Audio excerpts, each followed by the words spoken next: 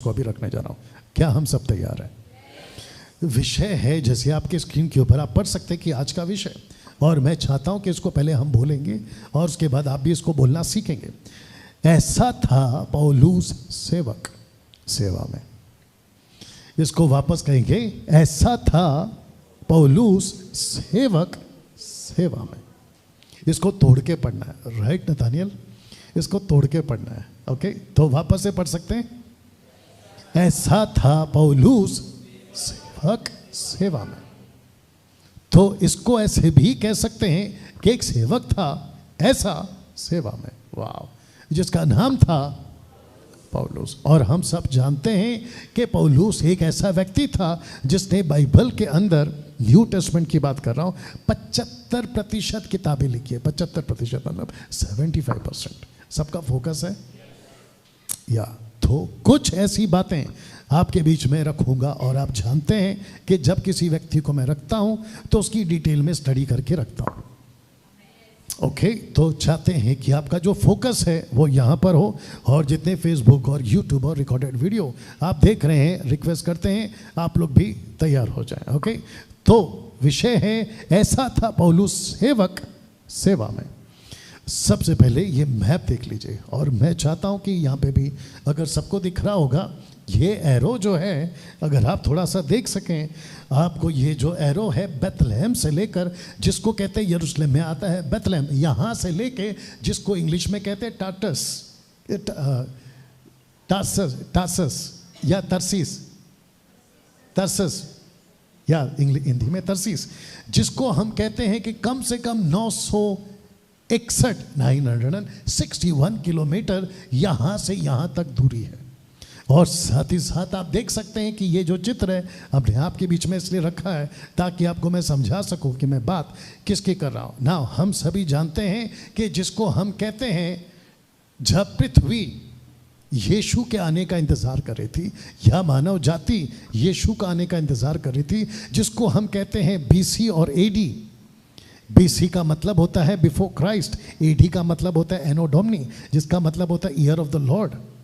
उन दिनों में जिसको कहते हैं कि 6 सदी बीत चुकी थी, जिसको कहते हैं कि पृथ्वी पर यीशु के आने का वक्त लग चुका था, 6 सदी बीत चुकी थी, उसके वक्त में यीशु पैदा होता है बेथलेहम में।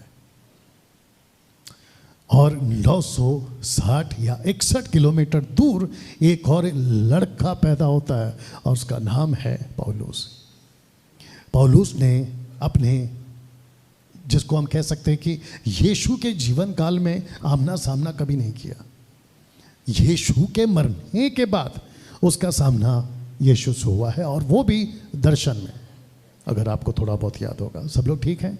और साथ ही साथ जितने यहाँ पर आप लोग देख रहे हैं, तो मैं चाहता हूँ कि ये जो चित्र है आप देख सकते हैं कि उसमें मैंने कुछ लिखा है कि टू हिस्ट्री चेंजेस, जिसको हम कहते हैं कि इतिहास को बदल कर रख देने वाले 2 ऐसे चरित्र। सब लोग ठीक?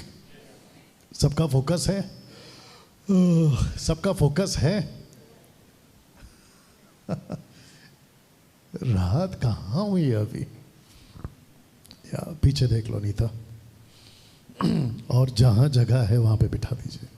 ओके, तो जिसके चलते ये 2 व्यक्ति थे जिसने इतिहास को या मानव जाति के इतिहास को बदला है, जिसमें से यीशु, जिसको हम कहते हैं कि पृथ्वी पर चलता फिरता परमेश्वर, जो कि मानव रूप में इस पृथ्वी पर आया। अब क्योंकि मैंने बहुत सारा कनेक्शन आज रखा है और मुझे नहीं पता मैं कितनी देर तक और कितना मुझे वक्त लगेगा, लेकिन देखते हैं कि मैं कहाँ तक जा सकता हूँ। बस आप लोगों का थोड़ा सा फोकस हो और आप लोग बात को ध्यान से समझ सकें। ओके, तो इस व्यक्ति को जिसको कहते हैं पौलुस, मैं उसकी बात कर रहा हूँ, और विषय है, ऐसा था पौलुस सेवक सेवा में। और ये रहा इन 2 व्यक्तियों की जिन्होंने इतिहास को बदला है। एक रहता था बेथलेहम में और एक रहता था तरसस में, तरसीस हिंदी में, जैसे भी आपको समझ में आ रहा। वाह, मैं जब इस व्यक्ति का स्टडी कर रहा था हिस्ट्री के हिसाब से, क्योंकि बाइबल में बहुत सारी बातें नहीं लिखी है, तो मैं ताज्जुब हुआ कि जिस माता पिता से इस लड़के का जन्म हुआ, जिसको कहते हैं हिंदी में पहला है उसका नाम साउल, और उसके बाद में है पौलुस, जिसको कहते हैं पॉल।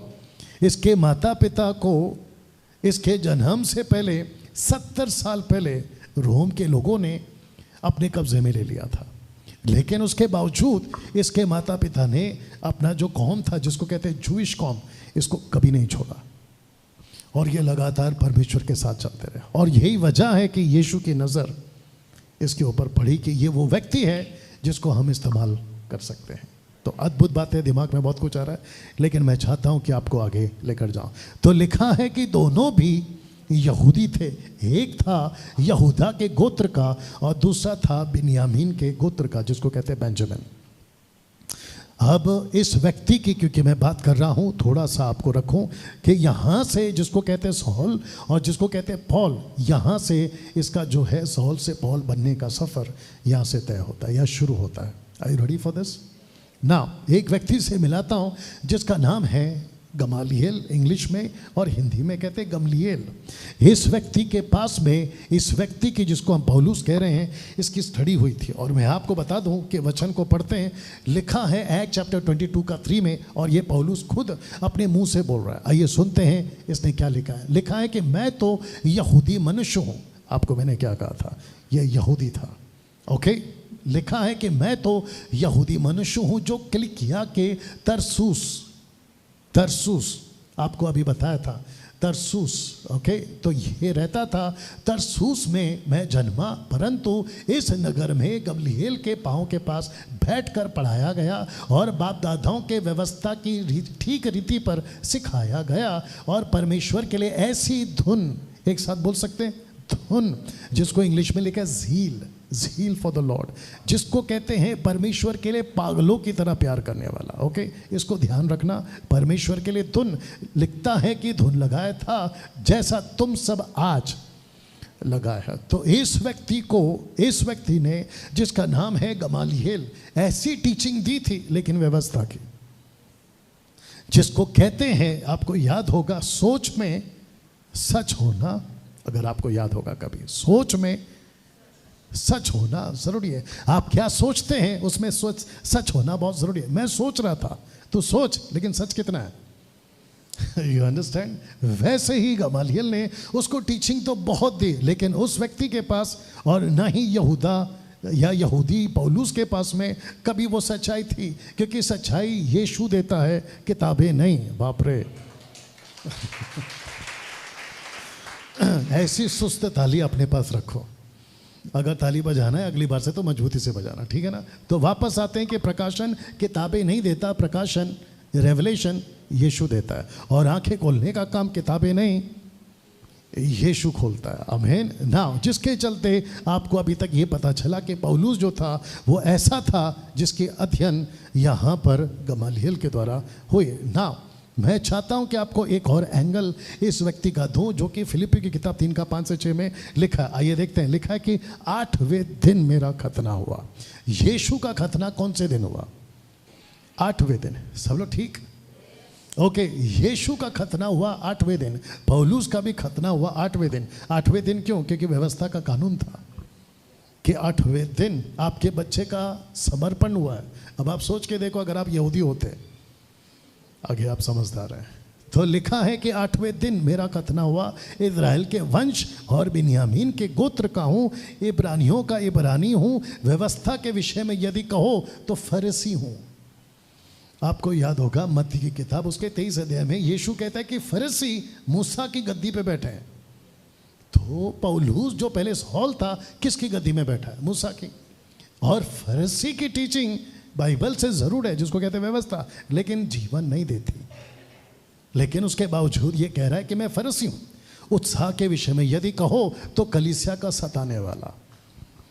ओके, जल्दी से आपको बता दूं कि मूसा की टीचिंग अलग है और यीशु की टीचिंग अलग है। सबका फोकस वापस, थैंक यू सर, वापस कहता हूं कि मूसा की टीचिंग अलग है और यीशु की टीचिंग अलग है। मूसा की टीचिंग में एक मंदिर आता है जिसको कहते हैं यरूशलेम का मंदिर, और यीशु की टीचिंग में भी एक मंदिर आता है, लेकिन उसको कहते हैं कलीसिया। मूसा का मंदिर आज नहीं है, लेकिन यीशु की कलीसिया हर जगह है। बस क्या बात, ऐसी आनी चाहिए ताली मजबूती से, ठीक है ना?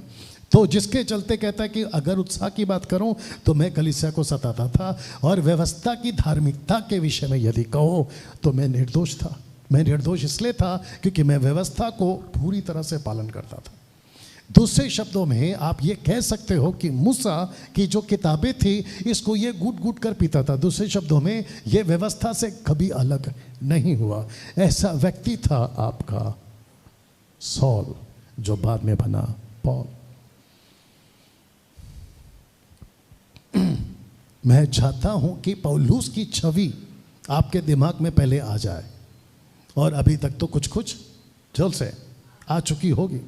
पौलुस कभी टाइम पास वाला आदमी नहीं था। सॉल कभी भी टाइम पास वाला आदमी नहीं था। जब वो गलत था तो भी जुनून के साथ काम करता था, और जब वो सही हुआ तो सवाल ही खत्म। और जिसके लिए मैंने आपको वचन को पढ़वाया ना, इस व्यक्ति ने तरसुस से ट्रैवल करना शुरू किया और ये पहुंचा सीधा यरूशलेम, और कम से कम 960 किलोमीटर से भी ज़्यादा का सफ़र ट्रैवल करता है। पानी के जहाज से आया, ऊंट से आया, घोड़े से आया, मुझे नहीं पता, लेकिन ये पहुंचा एक जवान लड़का, अभी रखूंगा, एक जवान लड़का यरूशलेम में। अब एक साथ पूछो सब लोग, ठीक? एक साथ पूछो क्यों, सिर्फ पूछो क्यों। वाह, शुक्रिया पूछने के लिए, बहुत ध्यान से सुनना। और ख़ास करके जो प्रचार कर रहे हैं आजकल, जो प्रचारक बनना चाहते हैं, आपको भी ध्यान से सुनना होगा, क्योंकि उस वक्त में शुरुआत हुई थी, शब्द को मैं इसलिए बोल रहा हूँ क्योंकि वहाँ पे यही शब्द चलता था, वो शुरुआत हुई थी क्रिश्चियनिटी की, जिसको आज हम लोगों ने क्रिश्चियनिटी शब्द को लगा दिया है रिलीजियस के हिसाब से।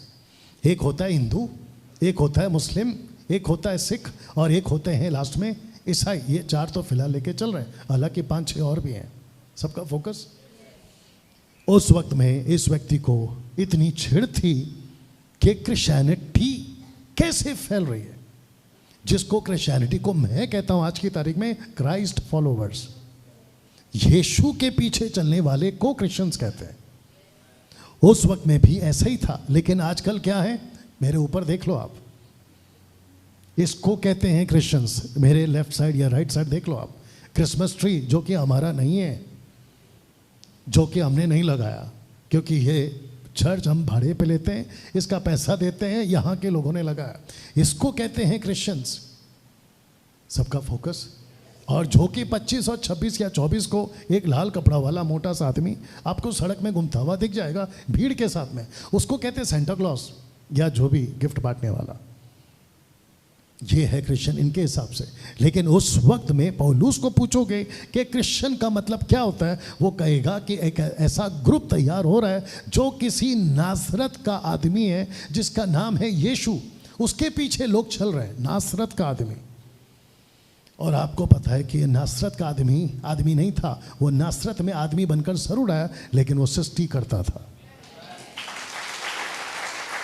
बस तो जिसके चलते ये व्यक्ति पहुंचा, और जैसे ही पहुंचा आपको नहीं पता ये जाकर बैठ गया। क्यों? क्योंकि ये फरसी था, अभी आपको बताया, मूसा की गद्दी पर, और कहा कि मैं देखता हूं अब कौन क्रिश्चियनिटी को आगे बढ़ाता है। इस व्यक्ति ने ऐसा जुनून पैदा किया कि जो भी यीशु का गीत गाएगा उसको ख़त्म, जो यीशु का प्रचार करेगा उसको ख़त्म, जो हाउस चर्च चलाएगा उसको ख़त्म, सीधा या तो जेल या तो कत्ल। ऐसे व्यक्ति ने एक व्यक्ति का कत्ल करने के पीछे अपने खुद की जिम्मेदारी ली और कहा कि इसको मारो और इसके बिहाफ में मैं खड़ा रहूँगा। अगर किसी ने पूछा कि इसको किसने मारा है और उसका नाम जो भी उसको मारा गया भी रखूँगा, उसके बदले में तुम मुझे मेरा नाम लेना कि मैंने मारा है। और उस व्यक्ति का नाम था स्टीफन। आगे रखूँगा, उस व्यक्ति का नाम है स्टीफन। ना आप देख सकते हैं एक्ट चैप्टर 9, माफ करना, एक्ट चैप्टर 8 वर्स 3 में, आइए इसको पढ़ते हैं। लिखा है कि शाऊल, एक साथ पढ़ सकते हैं प्लीज। लिखा है कि शाऊल कलीसिया को, ये शब्द पे ध्यान देना, और साथ ही साथ ये व्यक्ति को मैंने शाऊल बनाया क्योंकि ये इतना खुखार था, मसीहों को देखता था इसका दिमाग खराब हो जाता था। इस व्यक्ति ने कहा मैं कलीसिया को ऐसा उजाड़ूंगा। तो आप ये चित्र देख सकते हैं, लिखा है कि कलीसिया को उजाड़ रहा था। लिखा है कि घर घर घुसकर पुरुषों और स्त्रियों को घसीट घसीट कर। अब आप सोच सकते हैं कि इसका जो दिमाग है वो कितना ख़राब हुआ रहेगा। जिसके चलते मैं चाहता हूँ, अगर आपको याद होगा एक शब्द पढ़वाया था, वो था धुन। अगर आप पढ़ सकते हैं धुन। इस व्यक्ति को थी मसीह के लोगों को मारने की धुन। इसको लगा कि मैं जो काम कर रहा हूँ वो परमेश्वर को खूब पसंद आ रहा है। लेकिन इसी व्यक्ति ने अपना एक स्टेटमेंट लिखा है। आइए सुनते कि उसने क्या लिखा है। लिखा है रोमियो की किताब उसका 10:2 में, क्योंकि मैं उनकी गवाही देता हूँ कि उनको परमेश्वर के लिए धुन तो रहती है परंतु बुद्धिमानी के साथ नहीं। ये व्यक्ति धुन में है, यस, लेकिन क्या नहीं है? बुद्धिमानी ने। कुछ लोग क्या कहते हैं पता है? मैं चीर दूंगा, फाड़ दूंगा, यीशु के नाम का झंडा गाड़ दूंगा। ऊपर से प्रभु बोलते हैं तेरे बाप का राज है क्या? तू चीर देगा, फाड़ देगा, यीशु के नाम का झंडा गाड़ देगा। ये क्यों कर रहा है? इसको कहते हैं कि कुछ लोग प्रभु के लिए बहुत पागल होते हैं, लेकिन पागलपन के साथ जोर से बुद्धिमानी होना बहुत ज़रूरी है। कृष्णा को ये बात अच्छे से समझ में आ गई बहुत जल्दी। आई थिंक 2-3 साल पहले इसने कहा कि मैं तो गाना गाऊंगा चाहे कुछ भी हो जाए। लेकिन बाद में इसको बुद्धि आए, अभी नहीं भाई, पहले की बात कर रहा हूँ। इसको बुद्धि आए, इसने बोला नहीं, मैं ऐसा गाना नहीं गा सकता जो गाने परमेश्वर को पसंद नहीं है। थोड़ा आइज दे और आवाज़ दे।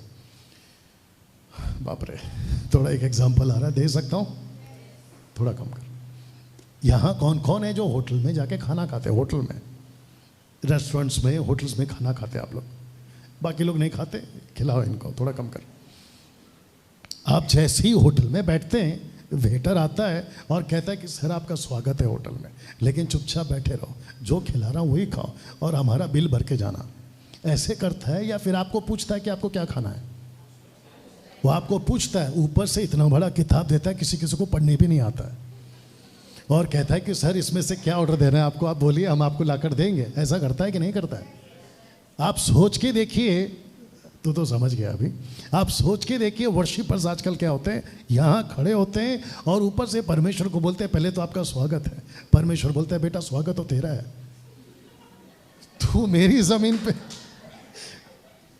ज़मीन पे खड़ा होकर, मेरे द्वारा पैदा होकर तू मेरा स्वागत कर रहा है। तेरी औकात है मेरा स्वागत करने की? साहब ठीक है ना। फिर ऊपर से कहता है कि आज मैं ये गाऊंगा, स्वीकार कर। ऊपर से परमेश्वर बोलता है मेरे को नहीं सुनना है तेरा ये। आप लोग कितने लोग समझ गए मैं क्या बात कर रहा हूं? तो कहता है कि धुन तो है, उजाड़ रहा था, इसको कहते धुन तो है, आगे बोल दो, लेकिन अकल ने। और तब जाकर कृष्णा को समझ आ गया। इसने बोला मैं ऐसा कोई गीत नहीं गाऊंगा जो वचन को मैच, मैं वो सब गीत गाऊंगा जो वचन को भी मैच करता है और परमेश्वर को भी पसंद है। यहाँ तक ठीक? तो इसको थी धुन, इसको थी तड़प। ये पहुंचा 1000 से भी ज़्यादा किलोमीटर या आसपास में ट्रैवल करके यरूशलेम, और कहा मैं सबको ख़त्म कर दूंगा। ऐसे करते करते इस व्यक्ति को थी धुन, लेकिन अकल नहीं थी। अब आपको कुछ समझना होगा। जब पौलुस यहाँ पहुंचा था, बहुत ध्यान से पढ़ना होगा, लिखा है कि अब तक पूरा यरूशलेम लिखा है कि ऐसे एक नए मत से भर चुका था, जिसका हिंदी शब्द है मत और इंग्लिश शब्द है डिनोमिनेशन, जिसको कहते हैं ग्रुप। और वो ग्रुप था नासरत का एक मसीहा का, जिसको उस वक्त में कहते थे एक साथ क्रिश्चियंस, जिसको आज हम कहते हैं यीशु के लोग। अभी तक ठीक है? तो यरूशलेम के अंदर एक ग्रुप पूरी तरह से फैल चुका था। इसका प्रूफ क्या है? आइए देते हैं। इसका प्रूफ है ये वाला वचन, Acts chapter 5 verse 28। लिखा है क्या हमने तुम्हें चिताकर आज्ञा ना दी थी कि तुम इस नाम से उपदेश ना करना, तो भी देखो तुमने सारे यरूशलेम को अपने उपदेश से भर दिया। तो पूरा यरूशलेम इस नए ग्रुप के चपेट में आ चुका था। वेरी गुड, आ चुका था। मैं शब्द चपेट इसलिए यूज कर रहा हूं क्योंकि कई लोगों को जल्दी से समझ में आती है, तो जिसके चलते ये अच्छा चपेट है, नॉट लपेट, चपेट। ओके, वाह। इसको किसने फैलाया था? पतरस। इसको किसने फैलाया था? इस मत को स्टीफन। इसको किसने फैलाया था? फिलिप। इसको किसने फैलाया था? यीशु के बाकी चेलों ने, 120 ने, या उससे भी ज़्यादा जो छुप कर बैठे थे, 500 से भी ज़्यादा। You understand? यरूशलेम के अंदर ये मत अपनी पकड़ मजबूत कर चुका था। वाह। उस वक्त में कॉन्स्टिट्यूशन था ऐसे करो, नहीं। उस वक्त में ऐसे बिल्डिंग्स थे चर्च के, नहीं। उस वक्त में सरकार अपने पक्ष में थी, नहीं। जहां देखो कोई यीशु का प्रचार कर रहा है उसको पकड़ के मारो। आज टोटल उल्टा है। आज कॉन्स्टिट्यूशन में अपना राइट्स है, ऊपर से चर्चेस हैं, ऊपर से आज़ादी है, उसके बावजूद काम ठप पड़ा है। कितने लोग समझ रहे हैं? ये चित्र को देखो और बात को समझो। लिखा है कि साउल की एंट्री यरूशलेम में तब हुई जब ये नया मत पूरी तरह से जड़ पकड़ चुका है। यहां जा रहा है पौलुस, जो कि हॉल था, स्तुति के गीत, यहाँ जा रहा है सड़कों पे प्रचार, यहाँ पे जा रहा है यीशु की चर्चा। इस व्यक्ति को ऐसा महसूस हुआ कि ये नया मत अपना कब्जा जमा कैसे रहा है। इस व्यक्ति ने एक दिन उठाया बेड़ा, इसने कहा कि अब मैं सबको ख़त्म करूँगा। और उस वक्त की जो सरकार थी, रोम की, जूइश की जो सरकार थी, उसने लेटर साइन करवाया और उसने कहा कि मैं जाऊँगा। अब इसको नहीं पता था कि इसके साथ क्या होने वाला है, बट मैं चाहता हूं कि अगला चित्र देखो और इसको देखने के बाद इसको पढ़िए। लिखा है कि साउल इस नए मत से बहुत छिड़ा हुआ था। आपके नॉलेज के लिए बता दूं कि जिसका पति प्रभु में नहीं है और वो आपसे बहुत चिढ़ता है, जो यहां देख रहे हैं उनको भी बता दो, नंबर्स बताते रहिए जी। जो आपका पति प्रभु में नहीं है और यीशु से बहुत चिढ़ा हुआ है, उसकी जो पारा है ना चिढ़ने की, वो और बढ़ने दो। एक ना एक दिन अगर प्रभु की नज़र उसके ऊपर है, वो बदलेगा। बस शुक्रिया। किसी की पत्नी, आजकल पति आ जाते पति नहीं आती, तो वो भी एक ना एक दिन बदलेगी। माँ बाप या बच्चे, बॉस या रिश्तेदार, आपका पड़ोसी, आपका जो कोई भी है, अगर यीशु की वजह से चिढ़ता है, आप देख सकते हैं वो बहुत चिढ़ा था। परमेश्वर ने बोला बेटा तेरे को यूज करूंगा। हम नहीं जानते कब किसको परमेश्वर बदल सकता है और उसका उद्धार कर कर उसको यूज कर सकता है। आपका काम है प्रार्थना करना। मुझे बहुत कॉल्स आते हैं, मेरा पति नहीं सुधरता, मेरे बच्चे नहीं सुधरते, मेरा पड़ोसी ऐसा है, मेरा बॉस वैसा है। मैं उनको बोल बोल के थक गया हूं। आपको कुछ नहीं करना है, बस चुप रहो। अगर प्रार्थना कर सकते हो तो उसके लिए प्रार्थना करो, अगर वो भी नहीं कर सकते तो कम से कम जोर से चुप रहो, लेकिन चुप भी नहीं रहते। आपको कुछ नहीं करना। यहाँ कौन कौन है अगर सहमत है, क्योंकि मैं आपका पास्टर हूँ या प्रीचर हूँ, आप मेरी हर बात पे सहमत नहीं होना, अगर सही है तो ही सहमत होना। यहाँ कौन कौन सहमत है, अभी जो बोलने जा रहा हूँ उसको पहले सुन लो। यहाँ कौन कौन सहमत है कि व्यक्ति को बदलते आप नहीं, प्रभु है। ऑफ कोर्स आपको खुद को उसने बदला है। यहां एक भी ऐसा व्यक्ति नहीं होगा जिसको जाकर कह सके कि इसको मैंने बदला है। आप बाहर से बदल सकते हैं, अंदर से कभी नहीं बदल सकते। दिमाग में कुछ एग्जाम्पल आ रहा, नहीं जाऊंगा, ठीक है ना। जब ये सब कुछ हो रहा था, इस व्यक्ति ने कहा उस व्यक्ति का कत्ल करो जिसकी वजह से सुसमाचार बहुत तेजी से फैल रहा है, और उसका नाम था स्टीफन। आप देख लीजिए स्टीफन। यहाँ पे साउल कहाँ पर है, मैंने साथ में नाम भी रखा है, आप अगर देख सकते हैं। यहाँ पे साउल कहाँ पर है, ये इसके कपड़े, ये वो साउल है, आपको दिख रहा है। इस व्यक्ति ने कहा इसका कत्ल करो, मैं लेता हूं जिम्मेदारी।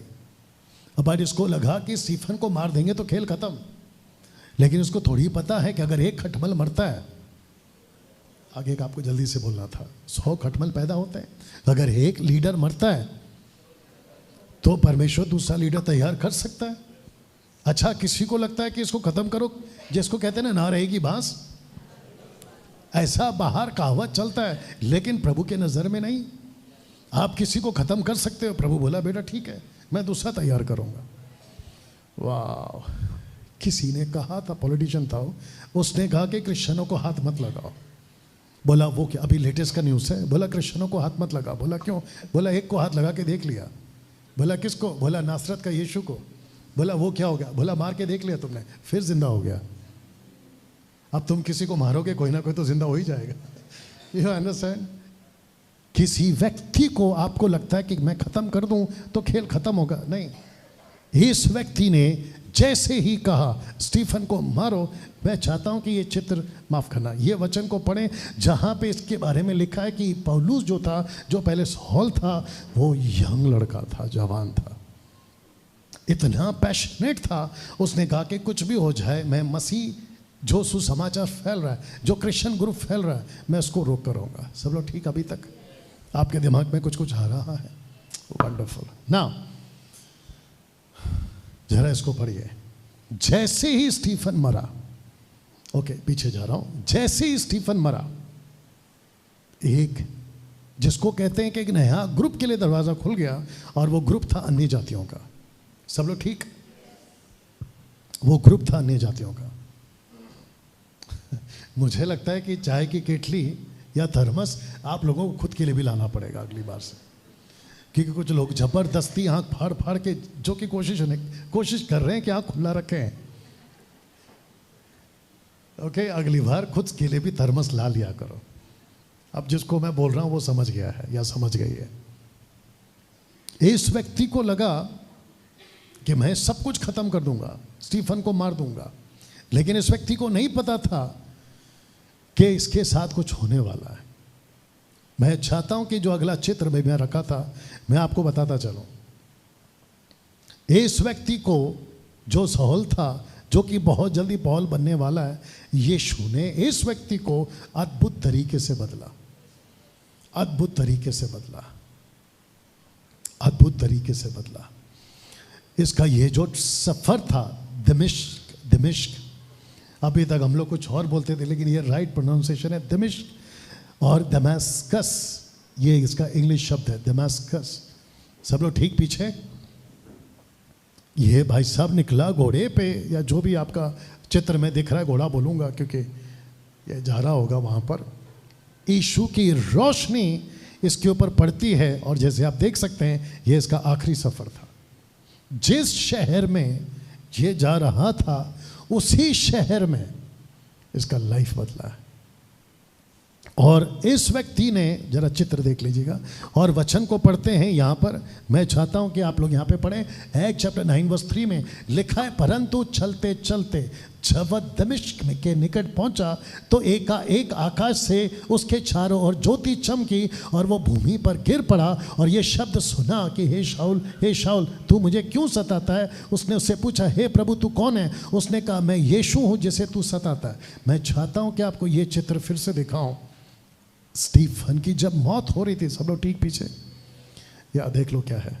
जब स्टीफन की मौत हो रही थी, मैं इसको बोल रहा था जब स्टीफन की मौत हो रही थी तो मृत्यु के पहले स्टीफन ने एक शब्द बोला था, और मुझे ऐसा लगता है कि जिसकी वजह से यीशु को नीचे आना पड़ा इस व्यक्ति को बदलने के लिए। वो शब्द क्या था?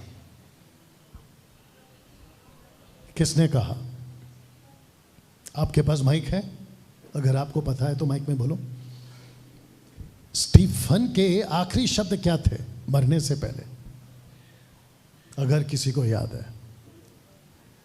और यीशु के भी वही शब्द थे क्रूस पर मरने से पहले। बिल्कुल सही जवाब। स्टीफन ने कहा, हे पिता इन्हें माफ कर। तो यीशु ने कहा, ओके मैं इसको माफ करता हूं, और इसको ऐसा माफ करूंगा कि ये दूसरों को बचाएगा। नहीं तो मैं ऐसा कह रहा हूं, लिखा नहीं है, बाकी को वीडियो बनाना तो बनाओ, अगर बनाओगे तो फिर आऊंगा जीसस ने कहा, अगर बेटा इसने प्रार्थना नहीं की होती तो फिर तेरा तो स्टोरी अलग होता, क्योंकि स्टीफन ने कहा इन्हें माफ कर। तो यीशु ने कहा, ठीक है मैं इसी का इस्तेमाल करूंगा, और इस व्यक्ति को दर्शन मिला। और यीशु क्या कहते हैं कि पौलुस या शाऊल जिसको तू सता रहा है वो मैं हूं। आपको जो यीशु के वजह से सताते हैं वो किसको सताते हैं? एक्चुअली यीशु को।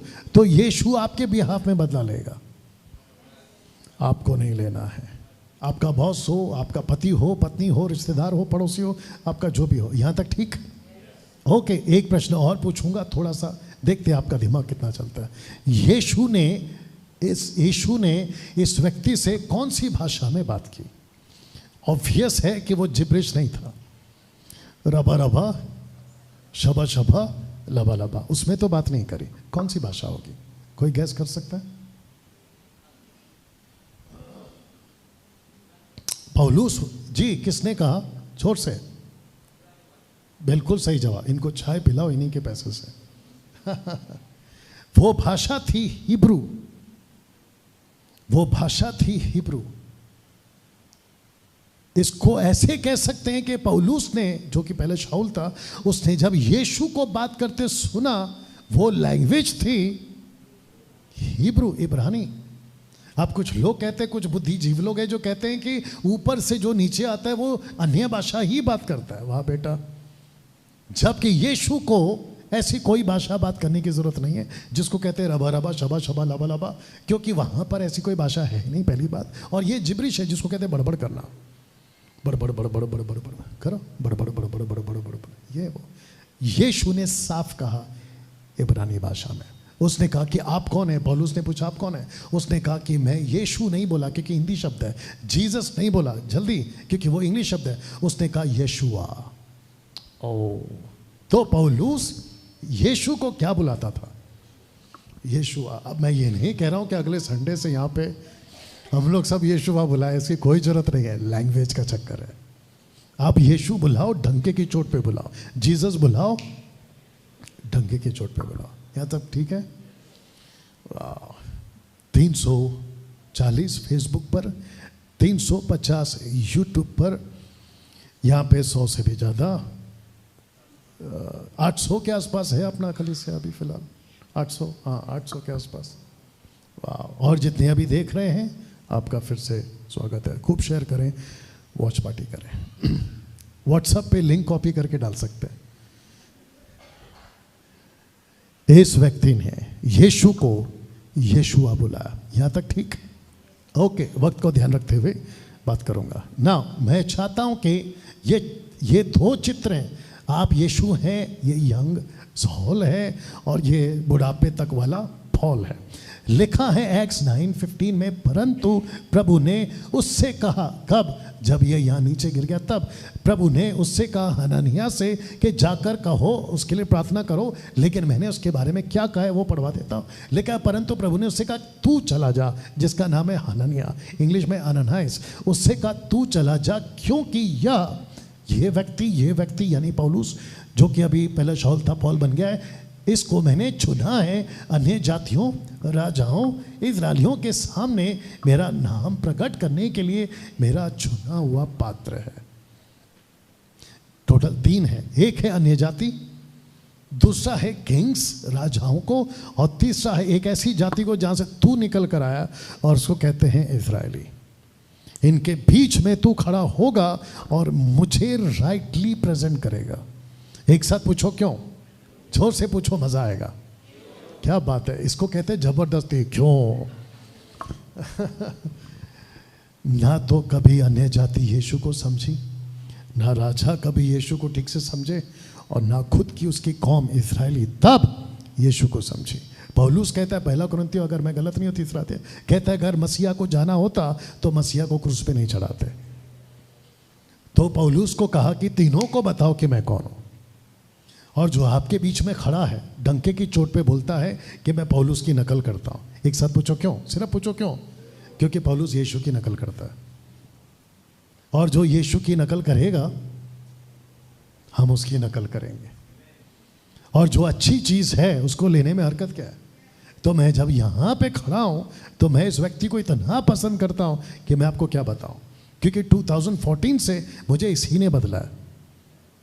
मेरा उद्धार यीशु ने किया है, लेकिन जो जीवन जीना है ना, इसने सिखाया, क्योंकि ये यीशु का चुना हुआ पात्र है। अन्य जाति, दूसरा राजाओं, और तीसरा इज़राइलियों को।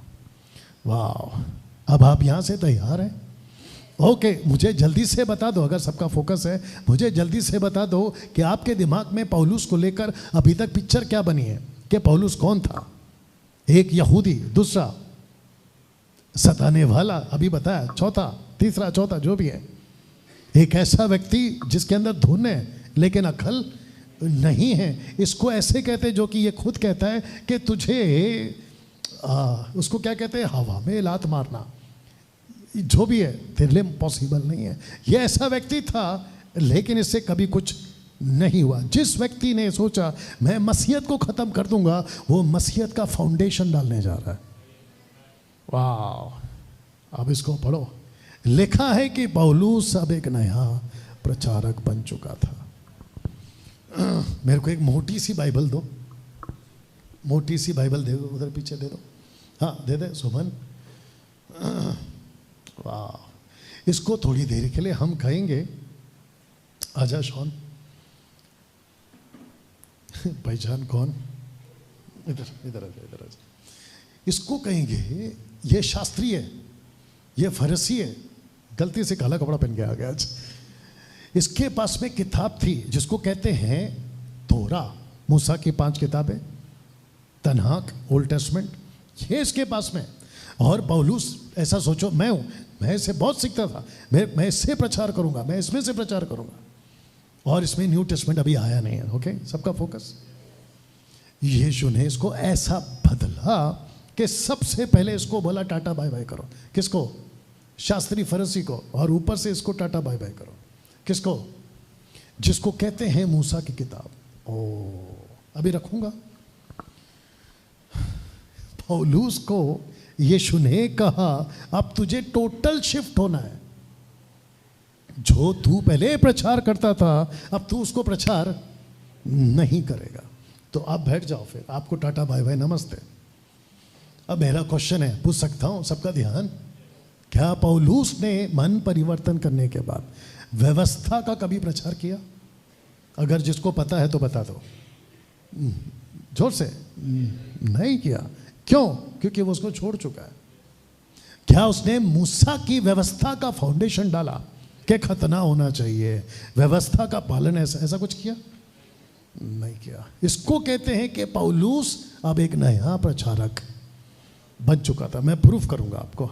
जगत को उल्टा पुल्टा या उल्टा उलट पुलट या उल्टा पुल्टा जो भी है करने वाला प्रचारक जब ये प्रचार करता था तो ये बाइबल को देखकर या मूसा की किताब को देखकर प्रचार नहीं करता था, इसको प्रकाशन मिलते थे।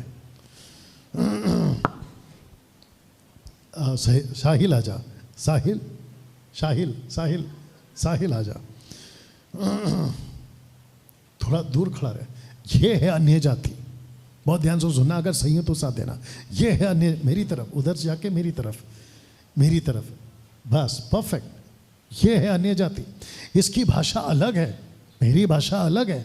मुझे इसको प्रचार करना है क्योंकि मैं प्रचारक बन चुका हूँ और मैं ऐसा प्रचारक हूँ, आगे पढ़ लो, जो जगत को उलट पुलट कर सकता है। इसकी भाषा क्या बताऊँ मेरे को नहीं मालूम, लेकिन कुछ तो इसकी भाषा है जो कि मुझे नहीं आती। मुझे इसको प्रचार करना है। अब परमेश्वर का आत्मा यानी यीशु कहता है कि बेटा सॉल या पॉल, मैं तुझे ऐसी भाषा दूंगा जो इसकी खुद की भाषा होगी और ऐसा प्रचार दूंगा जो मेरी होगी और तू इसको प्रचार करेगा। एक मिनट, वाह। पौलुस सोचा होगा थोड़ी देर के लिए कि मैं कभी इसका स्कूल नहीं पढ़ा, मैं इसकी मात्र भूमि का नहीं हूँ, इसकी लैंग्वेज मैंने कभी नहीं सीखी, मैं कैसे प्रचार कर सकता हूँ? परमेश्वर कहता है यही तो गिफ्ट है। और इसी को तो कहते हैं ग्लोसा, इसी को तो कहते हैं अन्य भाषा। और जब ये व्यक्ति मुझे सुन रहा है, पौलुस को सुन रहा है, ये ताज्जुब, बोला तू मेरी भाषा कैसे बात कर रहा है और इतना साफ बात कर रहा है, ऐसा लग रहा है कि तू मेरे गाँव का है। क्या ऐसा हुआ था? ऐसा ही हुआ था और यही होता था तब। लेकिन आजकल क्या है आपको पता है? थैंक यू साहिल, आपको पता है। तो जिसको नींद आ रही होगी मैं उसको ऊपर ला लूंगा यहाँ पे। नहीं तेरे को नहीं लाया उसकी वजह से। सब लोग ठीक? कितने लोग समझ रहे हैं? इस व्यक्ति का प्रचार बदल चुका था। यह ऐसा प्रचारक बन गया जिसने जगत को एक साथ उलट पुलट करके रख दिया। प्रचारक बना मसीह समाज की नई बुनियाद का। इसने फाउंडेशन डाला। मैं जब इसको तैयार कर रहा था, और आपको बता दो, ये लोग जानते हैं मेरी पूरी 2 रात खत्म हुई इसमें। मैं पूरी 2 रात नहीं सोया हूँ, मतलब बाद में सोया हूँ लेकिन रात में नहीं सोया हूँ इसको बनाने के चक्कर में। और मैं जब इसको बना रहा था तो मेरे दिमाग में ना पतरस ऐसे जा रहा था, हाँ पतरस ऐसे जा रहा था। मैं सोच रहा था प्रभु आपने इसको ऐसे बनाया कि इसने फाउंडेशन डाला है। पतरस, एक्सक्यूज मी, पतरस कहाँ था? वो कोई बॉटल ला सकता है प्लीज? प्रश्न उठता है, यहां सब ठीक है? प्रश्न उठता है कि पतरस कहाँ था? बाप रे, मुझे ऐसा लगता है कि पतरस को जब हम ऊपर जाएंगे तो उसको एक बार पूछेंगे कि भाई साहब आप कहाँ थे। मैं इसके ऊपर सिर्फ रख रहा हूं ढक्कन लगा के, क्योंकि मेरे को ढक्कन से कोई प्यार नहीं है। अपने टॉपिक पे आते हैं। मैं सोच रहा था कि पतरस कहाँ गया। एक बार पूछेंगे कि भाई साहब आप कहाँ थे। पतरस वो पहला आदमी था जिसने अपनी मिनिस्ट्री बड़ी जोरों से स्टार्ट की। एनीवे, वो बात की बात है। तो लिखा है कि प्रचारक बना मसीह समाज की बुनियाद डालने वाला, और उसने फाउंडेशन डाली। और जो फाउंडेशन उसने डाली, एक बात बोलने जा रहा हूं, अगर सब सहमत हैं तो साथ दीजिएगा। जब ये फाउंडेशन डाल रहा था, पहले सुन लो ध्यान से, जब ये फाउंडेशन डाल रहा था तभी कैथलिक्स नहीं थे। ओके, ऊपर से गया। जब ये फाउंडेशन डाल रहा था तो पेंटिकोस्टल नहीं थे। जब ये फाउंडेशन डाल रहा था मसीह का, charismatic, independent, Lutheran, brethren, Methodist, ये आए, वो आए, ये आए, कुछ नहीं था। एक ही था और वो मसीह का राज्य था। वाह, या कोई नहीं, एक ही बुनियाद डाला था। इसलिए पौलुस कहता है कि इतने सारे ग्रुप कहां से आ गए, मैंने तो एक ही डाला था, एक विश्वास, एक बपतिस्मा, एक परमेश्वर, इतने सारे कहां से आ गए। अब आप सोच के देखिए, तो हम किसकी नकल करें? इसकी, क्योंकि ये करता है उसकी। वाह, अच्छा है नहीं? प्रचारक बना कि मसीह समाज को कैसा जीना चाहिए। इसने डंके की चोट पे, सब लोग ठीक, इसने डंके की चोट पे बहुत सारी चीजें सिखाए। और सिखाते सिखाते इसका एक स्टेटमेंट पढ़वाता हूं, आइए सुनते हैं। फिलिपियों की किताब 3:7 से 9 तक में लिखा है कि परंतु जो जो बातें मेरे लाभ की थी, आपको याद आ गया शास्त्री फरीसी, वो उसकी लाभ की थी। तो लिखा है कि जो बातें मेरे लाभ की थी उन्हीं को मैंने मसीह के कारण। तो मूसा की किताब इसके लिए पहले जो अच्छी थी, अब वही किताब इस व्यक्ति के लिए हानि कैसे हो गई? क्योंकि मूसा की जितनी किताबें हैं उसको मसीह में पूरा मसीह ने ही किया है। अगर उसको वापस उठाकर लेकर घूमोगे तो वो हानि है। ओके, और एक बोलना पड़ेगा, पीतल का सांप ऊपर उठाओ, जिस जिसको सांप ने डसा है वो बच जाएगा। मूसा के टाइम पे याद आ गया, जब सब कुछ ठीक हो गया तो इजरायलियों ने उसी पीतल के सांप के साथ क्या किया? उसी पीतल के सांप की आराधना। इसको कहते हैं मूर्खता, इसको कहते हैं हानि। जो पहले लाभ की थी बाद में वो हो गई इनफैक्ट हानि, नुकसान पहुंचा रहे और पहुंचाई। पीछे क्रूस लगा है। अभी ये जितने लोग देख रहे हैं वो लोग सोच रहे होंगे कि डैनियल भाई आप ऐसे चर्च में हो जहां क्रूस लगाते हो। तो वापस कहता हूं कि ये मेरा चर्च नहीं है। क्रूस का एक वक्त था जो इस्तेमाल हुआ, लेकिन उसके बाद में क्रूस का कोई जरूरत नहीं है। हमें क्रूस की नहीं, जो क्रूस पे चढ़ा उसकी जरूरत है। रुको रुको रुको, और एक आ रहा है, सब लोग ठीक?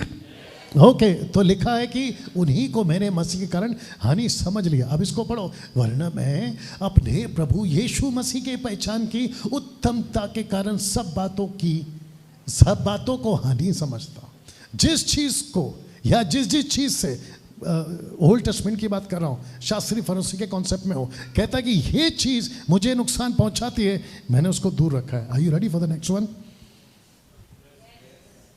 पढ़िए, जिसके कारण मैंने सब वस्तुओं की हानि उठाई और उन्हें कूड़ा समझता हूं।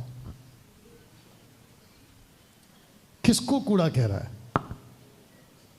किसको कूड़ा कह रहा है? मैं वापस बुला लूं इनको, किसको कूड़ा कह रहा है?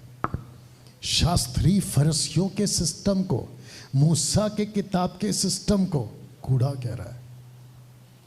बाप रे, आप लोग समझ रहे हैं बात को?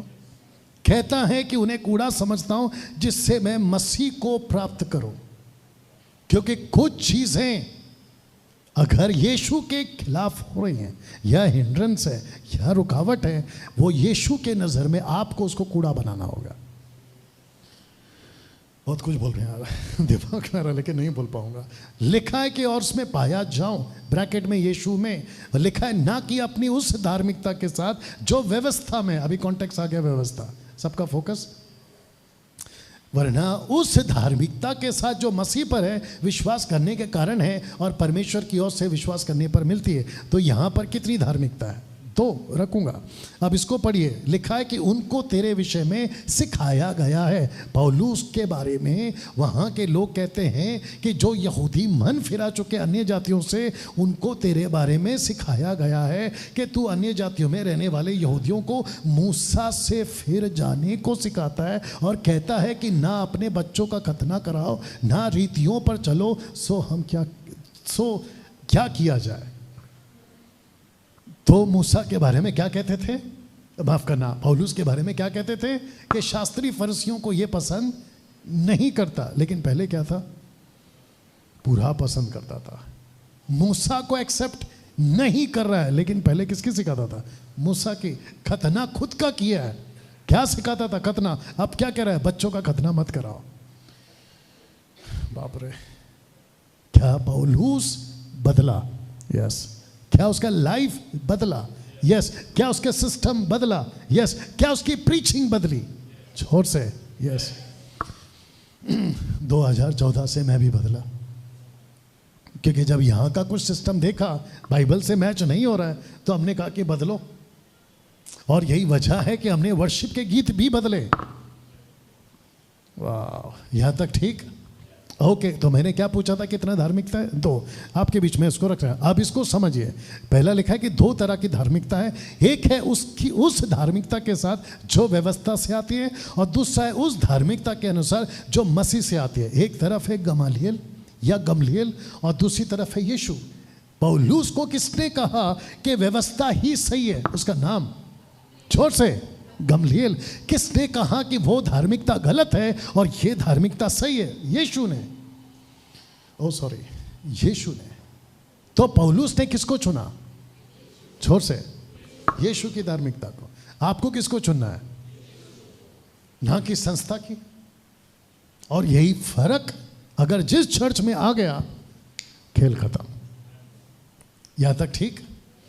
ओके। यीशु ने पौल को जो सबसे पहली बात सिखाई, are you ready for this? और वो था निडर होकर बोलना। जब तुझे सत्य पता चले, सबका ध्यान, जब तुझे सत्य पता चले, एक बार उठा के दिखा दो कोई भी एक कैमरा, इसको उठा के दिखा दे और इसको उठा के दिखा दे। ऐसा, पहला तू खुद उठ जा। आप लोग अपना हाथ ऐसे कर लीजिए प्लीज। वाह जी, वाह। कुछ लोग हाथ ऐसे दिखा रहे जैसे टाटा बाय बाय करते ना ट्रेन के पास में, गाड़ी छूट जाती। इस व्यक्ति को सबसे पहली चीज जो सिखाया, वॉइस चेक कर लेना बाद में, वो ये थी कि निडर होकर बोलना। Are you ready for this? मैं वचन के साथ बात करने जा रहा हूं। जब आपको भी सत्य पता चलता है तो आपको निडर होकर बोलना है। निडर का मतलब क्या है? एक साथ बोलो, बिंदास। हाँ, लेकिन उसमें बुद्धि भी चाहिए। आज आपने सीखा, बोला डैनियल भाई ने कहा बिंदास बात करो, जो सड़क में मिल रहा है कॉलर पकड़ा सुन, ये नहीं बोल रहा हूं मैं आपको। या बुद्धि भी इस्तेमाल करना। वचन को पढ़ते, आइए सुनते हैं चैप्टर 18 वर्स 9। आइए सुनते क्या लिखा है। लिखा है कि प्रभु ने रात को दर्शन के द्वारा पौलुस से कहा, मत डर, वरन कहे जा और चुप मत रहे। दूसरा 28 का 31, जो उसके पास आते थे उन सब से मिलता रहा, बिना रोक टोक बहुत निडर होकर परमेश्वर के राज्य का प्रचार करता, प्रभु यीशु मसीह की बातें सिखाता रहा। दूसरा कुरिन्थियों 10 का 10, क्योंकि कहते हैं कि उसकी पत्रियां तो गंभीर हैं। जब पौलुस लेटर लिखता था तो कहते हैं इसकी लेटर्स बहुत गंभीर है। डैनियल राज की वीडियोस, यही तो चल रहा है मार्केट में, लेकिन यही इसी से तो सीखा है हमने। यहां तक ठीक? ओके। पौलुस या पॉल मसीह की धार्मिकता को लेकर बहुत स्ट्रिक्ट था। स्पेलिंग ठीक है ना? स्ट्रिक्ट था। एक साथ जोर से बोलो, स्ट्रिक्ट था, सख्त। अच्छा, हिंदी में बोलो, सख्त। मैं रखूंगा अभी उसको थोड़ी देर में, वक्त का ध्यान रखते हुए। पौलुस हंसता था जैसे हम लोग। पौलुस आदमी था, आपको पहले बता दो। क्या पौलुस हंसता था? हंसता होगा, कैंसल, हंसता होगा, ऑफ कोर्स हंसता होगा। पौलुस खाना खाता होगा, ऑफ कोर्स खाना खाता होगा। पौलुस सोता होगा? ऑफ कोर्स सोता होगा। क्या पौलुस को गुस्सा आता था? ऑफ कोर्स आता था। लेकिन पौलुस कभी मैनिपुलेट करता था वचन से, मिलावटी, अरे चलता है, ऐसा कुछ करता था? ओके, सब लोग इस क्रिसमस ट्री को देखो, दिखा सकते हो? क्रिसमस ट्री को दिखा सकता है बेटा? उठकर, उठाकर, जो भी कर सकर सोच के देखिए, सोच के देखिए, बैठ जा, सोच के देखिए, अगर पौलुस आज होता और वो क्रिसमस ट्री को देखता और ये ऊपर तारा को देखता, पीछे क्रूस को देखता, मेरे को प्लीज बताइए विद द स्टेटमेंट दिस, ये वाला जो मैंने रखा है, वो डांटता चर्चेस को या फिर बोलता है अरे चलता है? एक साथ बोलो सब लोग। सोच के देखिए आप, 50% कैथोलिक चर्चेस इसको मानती है, 50% कैथोलिक चर्च पीछे क्रूस को मानती है, 50% कैथोलिक चर्च क्रिसमस ट्री रखती है। 10-20 साल पहले मैं अपनी आंखों से देख चुका हूं, यह तमाशा नहीं होता था पेंटिकोस्टल, कैरिस्मेटिक और इंडिपेंडेंट चर्चेस में, लेकिन कुछ 10-20 सालों से इतनी कॉपी की है कैथोलिक की कि क्या बताएं।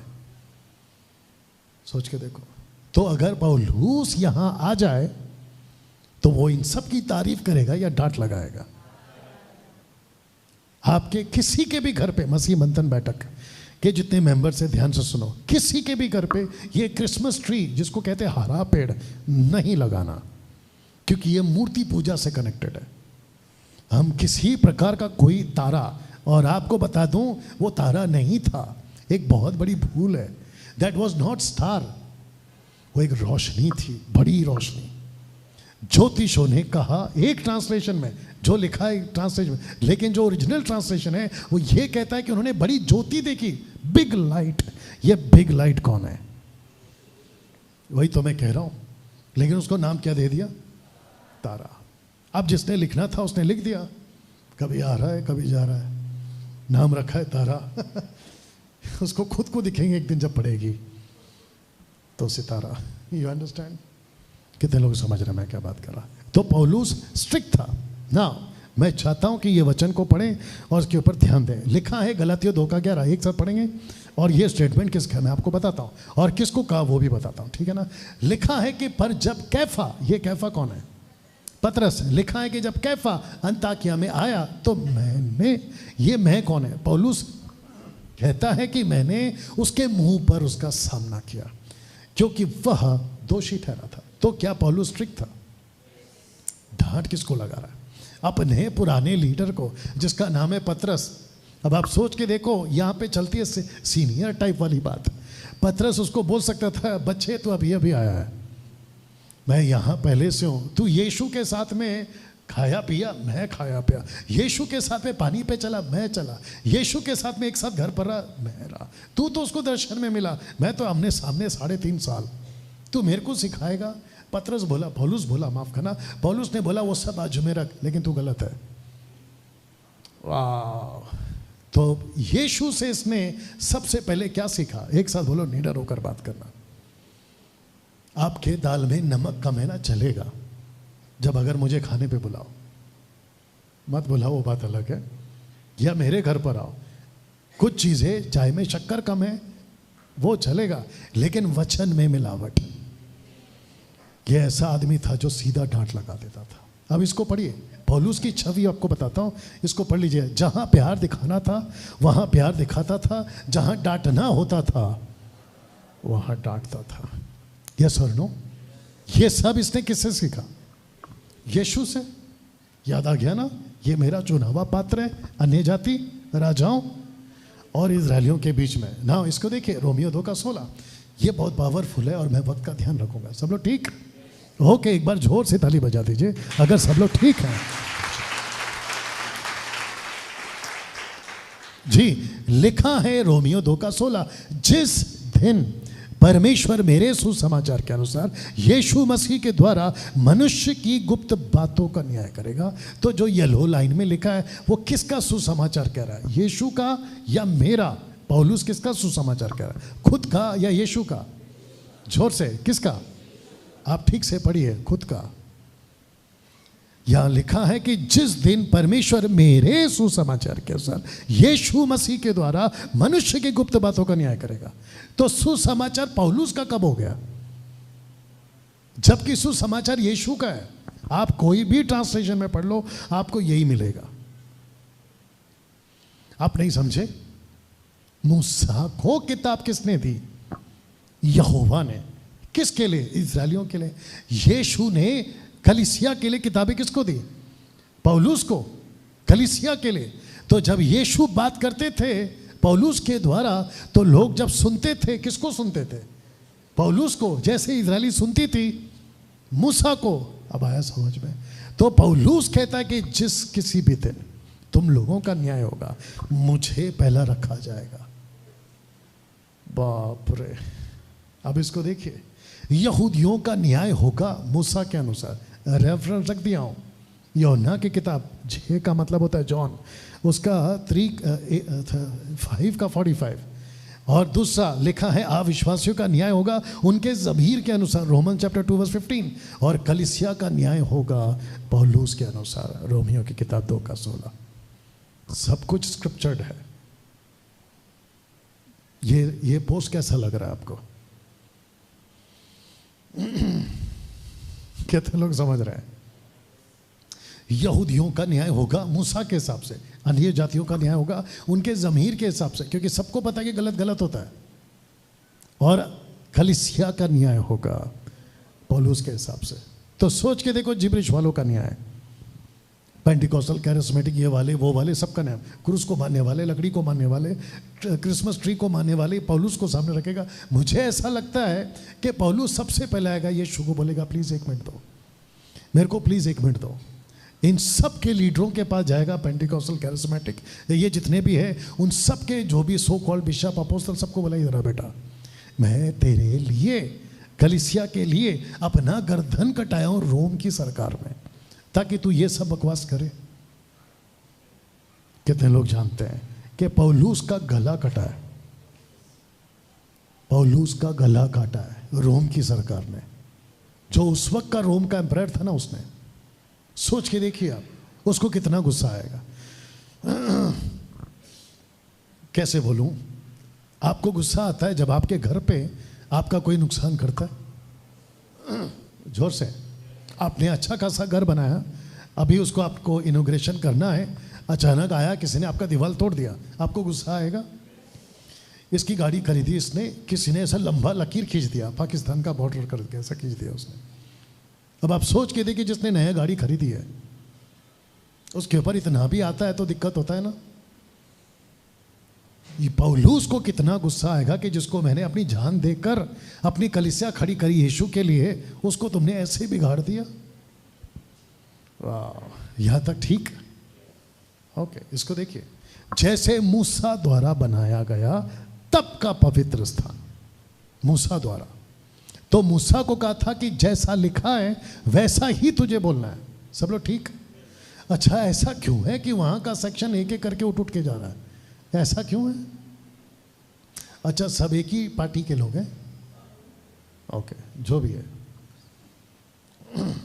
सब लोग ठीक? इस जगह पर किसी प्रकार का कोई भी लापरवाही की गुंजाइश नहीं है। वैसे ही कलीसिया में भी किसी प्रकार की कोई लापरवाही की गुंजाइश। तो जिसके चलते लिखा है कि वैसे ही, जैसे ये, वैसे ही कलीसिया कैसी चलेगी, उसका पूरा तरीका यीशु ने पौलुस को बताया था। ये सुन लो, 2 कुरिन्थियों 11:28, और बातों को छोड़ जिनका वर्णन मैं नहीं करता, सब कलीसियाओं की चिंता प्रतिदिन मुझे सताती है। चर्च का कैसा सिस्टम हो, ये पौलुस को चिंता थी। पता है क्यों? क्योंकि कहता है कि मैं जानता हूं कि मेरे जाने के बाद, कौन? पौलुस बोल रहा है, मेरे जाने के बाद फाड़ने वाले भेड़िए तुम में आएंगे, किसको नहीं छोड़ेंगे। उसने नहीं कहा कि व्यक्ति को, उसने कहा कि झुंड को। ये झुंड कौन है? कलीसिया को नहीं छोड़ेंगे। अब इसको पढ़िए, ये पौलुस का स्टेटमेंट है और मैं चाहता हूं कि इसके ऊपर आप लोग फोकस करें। जरा ध्यान दीजिए, लिखा है कि परमेश्वर, पढ़िए, लिखा है क्योंकि परमेश्वर गड़बड़ी का नहीं परंतु शांति का करता है। पवित्र लोगों की सब कलीसियाओं में है या ऐसा ही होता है। पौलुस है ये, जो मैं जितना चित्र कलेक्ट कर सका आपको समझाने के लिए, पौलुस डांट लगाता था कि ये क्या चल रहा है। आपको पता है गड़बड़ी का मतलब क्या है? आपको मैंने कहा था जब आप गाना गा रहे थे, यीशु मसीह देता खुशी, तो मैंने कहा कि सिर्फ ऐसा ऐसा करने बोलो। आपका शायद ध्यान नहीं गया, बट मैंने शुरू में कहा था कि सब करो लेकिन उछल कूद मत करो। आपको पता है ना? हाँ, अगर कैसे बोलूं, पहले हम खूब करते थे। अगर किसी को याद होगा जो पुराने लोग हैं, पहले हम खूब उछलते थे, मैं खुद उछलता था।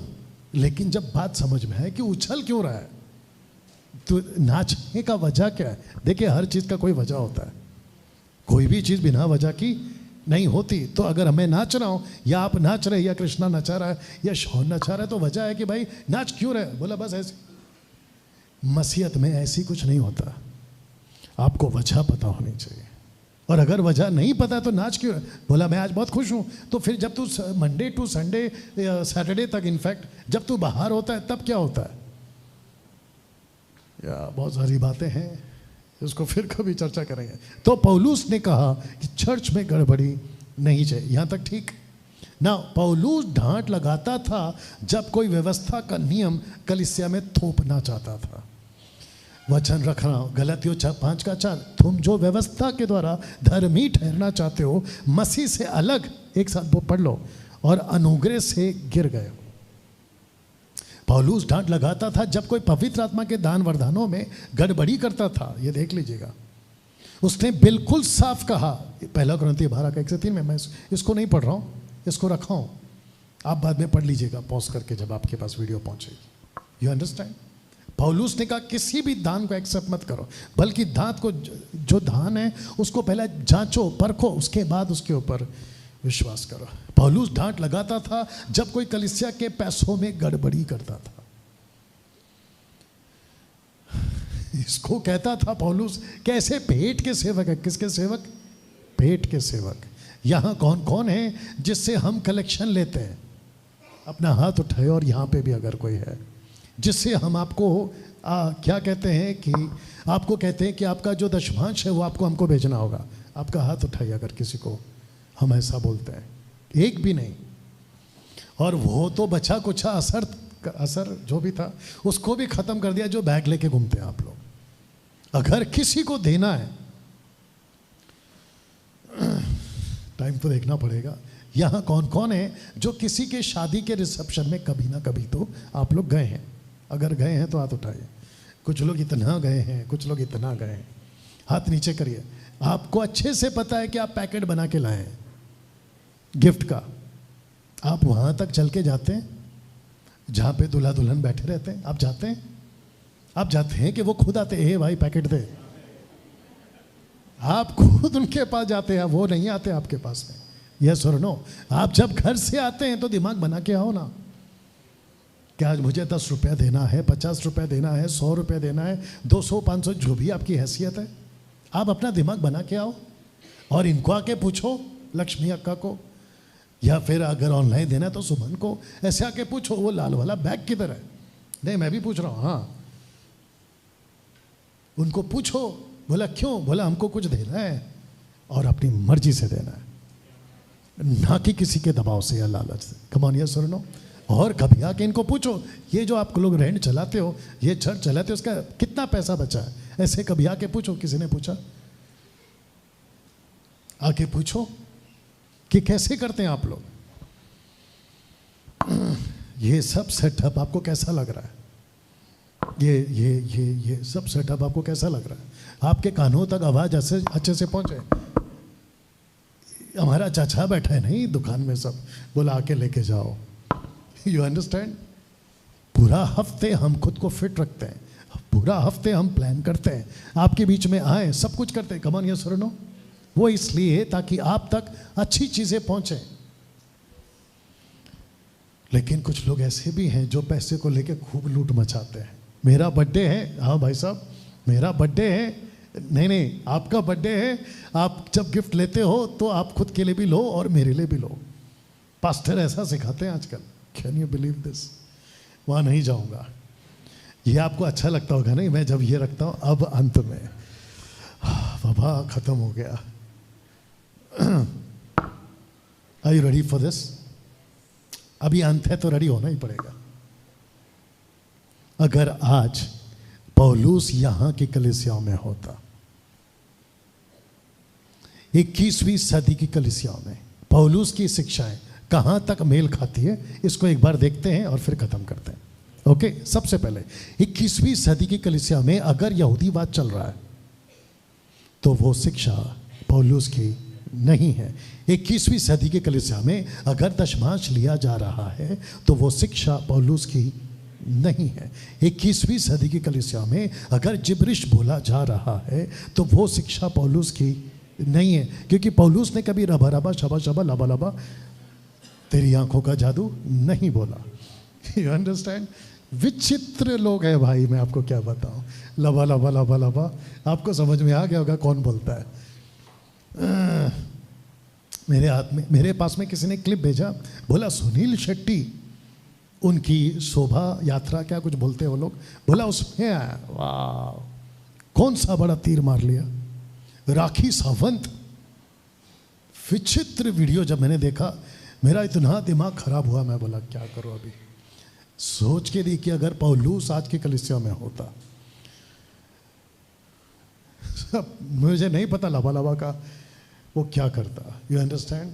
सब गड़बड़ चल रहा है। तो जिसके चलते जिब्रिश पौलुस ने कभी नहीं बोला। दूसरे शब्दों में ये उसकी शिक्षा नहीं है। 21वीं सदी की कलीसिया में अगर आत्मिक पिता बोला जा रहा है तो ये शिक्षा भी पौलुस की नहीं थी, क्योंकि पौलुस ने कभी नहीं कहा कि मुझे तुम्हारा पापा बुलाओ। उसने कभी नहीं कहा, उसने डायरेक्ट स्टेटमेंट कभी नहीं दिया कि मैं तुम्हारा आत्मिक पिता हूं, कभी नहीं।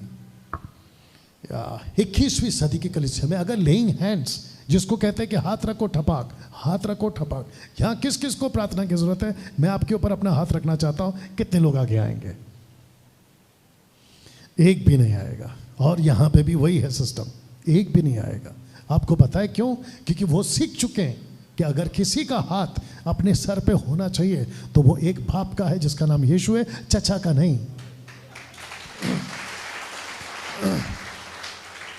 और वो यहां तक तो ठीक है, चचा लोग हाथ रखने का पैसा तक ले रहे हैं। चचा, आप समझ गए चचा कौन कौन है आजकल? बोला पास्टर जी हाथ रखो, अपोस्तल जी हाथ रख दो, पापा जी हाथ रखो। बाप रे, वो शिक्षा या ये शिक्षा है पौलुस की नहीं है। 21वीं सदी के कलीसिया में अगर प्रार्थना के नाम पे पैसा मांगा जा रहा है, ये भी शिक्षा पौलुस की नहीं है। 21वीं सदी की कलीसिया में अगर प्रार्थना के नाम पर तेल पानी बेचा जा रहा है, तेल पानी बेचा जा रहा है, वाह, ये शिक्षा भी पौलुस की नहीं है। 21वीं सदी की कलीसिया में अगर सेवक अपने पैर छूने को कह रहा है, छुलवाने को कह रहा है या छूने को कह रहा है कि आओ मेरे पैर छुए, पैर से याद आया, यह आंकड़ा है। यहाँ जितने देख रहे हैं इनमें से कुछ लोग ऐसे भी, मेरा शूज दिख रहा है उसमें, जरा दिखाओ, उसका भी दिखाओ। कहते हैं कि आप प्रीच करते वक्त में जूता पहनकर कैसे प्रचार कर सकते हैं? अगर किसी को यहाँ पे ये क्वेश्चन है तो मैं उसका जवाब देना चाहता हूँ। और एक संडे अगले साल ऐसा रखेंगे कि आप में से आप लोग चिट्ठी बना के लाओ क्वेश्चंस का, और यहाँ पे किसी को रखेंगे आपके बिहाफ में, वो चिट्ठी पढ़ेगा क्वेश्चन का और मैं उसका आंसर करूँगा। ओके, लेकिन अभी पूछ रहा हूँ, किसी को दिक्कत है अगर हम यहाँ पे जूता पहन के प्रीच कर रहे हैं? ये देखो जूता पहन के, ठीक है, मैं जानता हूँ कि आप हाथ नहीं उठाओगे, लेकिन अंदर उठा लिए होंगे। सब ठीक है, अंदर पूछ रहे होंगे कि यस जूता पहन के क्यों?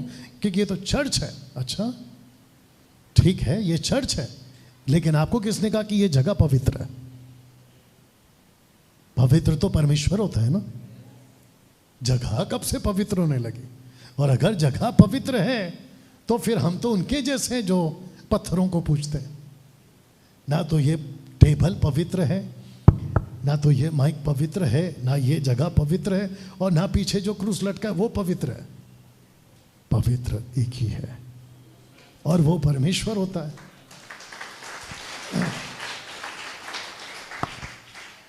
इसको जल्दी से बता के खत्म कर रहा हूं।